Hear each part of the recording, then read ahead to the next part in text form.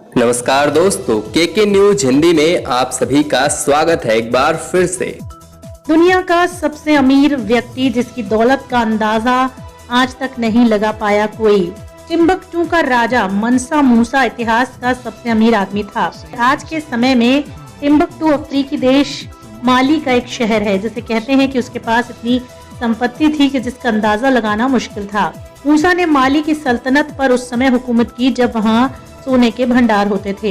कहते हैं कि उसके राज में एक साल में लगभग 1000 किलो सोने का उत्पादन होता था। दरअसल मनसा मूसा का असली नाम मूसा कीटा प्रथम था, लेकिन राजा बनने के बाद वो मनसा कहलाए। मनसा का मतलब होता है बादशाह। एक रिपोर्ट के अनुसार मूसा की सल्तनत इतनी बड़ी थी कि इसके अंतिम शोर के बारे में अंदाजा नहीं लगाया जा सकता था। आज के Mauritania, Senegal, Gambia, Guinea, Burkina Faso, Mali, Niger, Chad, Nigeria तब मूसा की सल्तनत का हिस्सा थे। 1312 ईस्वी में मनसा मूसा माली साम्राज्य का शासक बना। करीब 25 साल के अपने शासनकाल में उसने कई मस्जिदों का निर्माण कराया था, जिसमें से कई तो आज भी मौजूद हैं।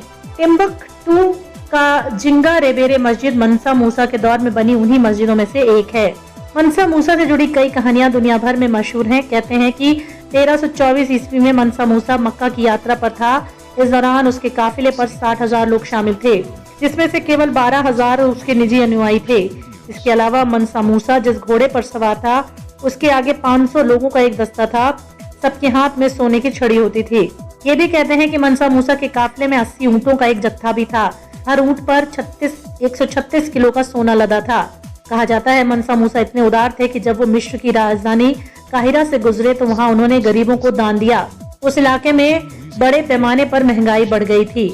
मनसा मूसा के दौर में यूरोप के पास कुछ खास खनिज या सोने के भंडार नहीं थे। कहते हैं कि मनसा मूसा द्वारा गरीबों में सोने बांटने की बात यूरोप तक पहुंची, तो ये देखने के लिए माली साम्राज्य अपने आने लगे।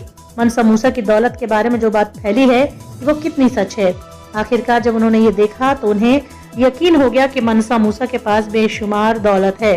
तो दोस्तों, इसके बारे में आपका क्या कहना है, कमेंट में जरूर बताएं।